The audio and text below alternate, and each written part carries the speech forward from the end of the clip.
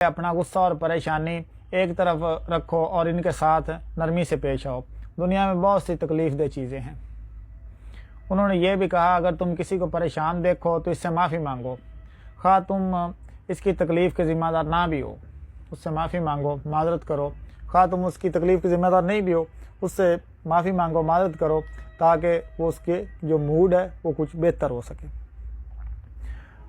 وہ مجھے گلے لگاتا ہے، پھر وہ مجھے گلے لگاتا ہے، مطلب بچہ جو ہے وہ ٹیچر کو گلے لگا رہا ہے، چھوٹا بچہ ہے، پھر وہ مجھے گلے لگاتا ہے اور کہتا ہے یقیناً آپ کسی وجہ سے ناراض ہو، اس لیے آج ہمیں مارا۔ ٹیچر میں آپ سے معذرت خواہ ہوں، براہ کرم ناراض نہ ہوں، کیونکہ آپ بہت اچھی ہیں۔ میں حیرانی کے عالم میں کھڑی تھی، ٹیچر کہتی ہے آگے سے، میں حیرانی کے عالم میں کھڑی تھی اور ایسا محسوس ہو رہا تھا کہ میں بچی ہوں اور وہ میرا استاد ہے۔ وہ اس نے اتنی اچھی باتیں کی کہ وہ ٹیچر سمجھنے لگی کہ میں بچی ہوں اور وہ میرا استاد اور مربی ہے۔ کیا آج بھی ایسی تربیت ہوتی ہے گھروں میں؟ سوچیں، کیا آج بھی گھروں میں اس طرح کی تربیت ہوتی ہے؟ اور جناب کیا آج بھی ایسی مائیں موجود ہیں جو اپنے بچوں کی اس قدر تربیت کرتی ہیں، اس قدر عمدہ تربیت کرتی ہیں؟ میں نے اس بچے سے کہا ٹھیک ہے، میں اسے کیسے مناؤں؟ مطلب وہ جس بچے کو میں نے مارا، جس کی تم بات کر رہے ہو، جو یتیم ہے، میں اسے کیسے مناؤں؟ تو وہ بولا یہ لیں چاکلیٹ، اور وہ اسے پسند کرتا ہے۔ یہ لیں چاکلیٹ، وہ اسے پسند کرتا ہے۔ اگر وہ آپ کو معاف کر دے تو اپنے رب سے استغفار کریں اور سبحان اللہ و بحمدہ کہیں، تاکہ جنت میں آپ کے لیے ایک درخت اگے۔ اس نے کہا چلے آئیں احمد کو منائیں، وہ بچے نے کہا چلے آئیں احمد کو منائیں، میرے پاس 5 روپے ہیں، اس سے اس کی پسند کی کوئی چیز اور خرید لیتے ہیں۔ ایک تو اس کو چاکلیٹ پسند ہے اور میرے پاس 5 روپے اور بھی ہیں، اس کی پسند کی ہم کوئی ایک اور چیز خرید لیتے ہیں۔ تو میں نے اسے کہا تمہاری ماں اس کی پسند کی کوئی اور چیز خرید لیتے ہیں اور احمد کو دیں اور کہہ دیں کہ آپ نے اس کے لیے خریدا ہے، مطلب آپ اس سے کہیں، ٹیچر کو کہہ رہا ہے کہ آپ اس سے کہیں کہ آپ نے خود اس کے لیے یہ تحفہ خریدا ہے۔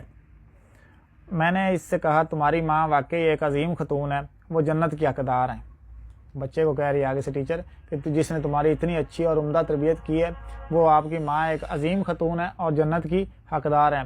وقت گزرتا گیا، پیچھے سے ایک بندے نے مجھے، ایک دفعہ میں بازار میں تھی تو پیچھے سے ایک لڑکے نے مجھے آواز دی مصر حام آپ کیسی ہیں؟ میں نے مڑ کر دیکھا تو انس تھا، یہ جو بچہ اس کو بات کر رہا ہے نا کہ وہ بچہ یتیم ہے اور اس کی جناب والد فوت ہو گیا اور اس کی جناب ماں اس پر تشدد کرتی ہے، اس کا نام انس تھا۔ تو میں نے پیچھے، ٹیچر کہتے ہیں میں نے پیچھے مڑ کر دیکھا تو انس تھا۔ اب ایک جوان لڑکا اینک پہنے کھڑا تھا اور اس کی ماں اس کے ساتھ تھی، جن کے چہرے پر نور تھا۔ بعد میں انس کی ماں میرے لیے ایک تحفہ لے کر آئیں اور کہا آپ نے جو اچھائی انس کو سکھائی یقیناً اس میں آپ کا بھی حصہ ہے۔ میں نے حیرانی سے کہا کیسے؟ وہ بولی الحمدللہ میرا بیٹا اب ڈینٹل کالج میں لیکچرار ہے۔ میری آنکھوں میں آنسو تھے۔ میں نے کہا آپ کا شکریہ، آپ سمجھتی ہیں کہ میں نے صرف انس کی تربیت کی، حقیقت یہ ہے کہ آپ کی تربیت نے مجھے بھی سدھار دیا۔ آپ کے بیٹے نے مجھے برسوں پہلے ایک بات سکھائی تھی، ایک سبق دیا تھا جس نے میری زندگی بدل دی۔ اس کے باعث میں نے اپنے بچوں کی اچھی تربیت کی اور میرا ازدواجی رشتہ بھی بہتر ہو گیا۔ نیک بیوی معاشرے کی جنت بنانے کے لیے ایک مضبوط بنیاد ہے۔ نیک بیوی معاشرے کو جنت بنانے کے لیے ایک مضبوط بنیاد ہے، اور گھریلو عورت کے کردار کو معمولی نہ سمجھے، کیونکہ وہ ایک پوری نسل کی مربی ہے۔ تو اس واقعے سے ہمیں سمجھ لینا چاہیے کہ بچوں کی اعلیٰ تربیت کیوں ضروری ہے اور اعلیٰ تربیت کون کرے گی؟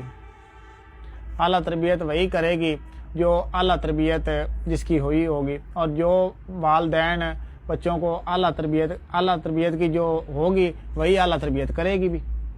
اب جس کو خود کچھ نہیں پتا وہ دوسرے کی کیا اعلیٰ تربیت کرے گی؟ اس لیے میری والدین سے اور میرے ٹیچر حضرات سے گزارش ہے کہ آپ اسکول میں نرم رویہ اور دوستانہ انداز اپنائیں بچوں کے ساتھ، کہ بچے جو چیزیں وہ باہر سے لڑکوں کو آپ کو پتہ چلے گا وہ آپ کو خود آ کے بتائیں۔ اور والدین سے میری گزارش ہے کہ آپ بھی گھر میں تھانے داروں والا رویہ نہ رکھیں۔ تھانے داروں والے رویے سے بچوں کی تربیت نہیں ہوتی۔ بعض چیزیں ایسی ہوتی ہیں جو بچوں کے ساتھ شیئر کرنی ہوتی ہیں، اس وجہ سے کہ ان کی تربیت ہو سکے۔ تو لہٰذا میری گزارش ہے کہ بچوں کی اعلیٰ تربیت پہ غور کریں۔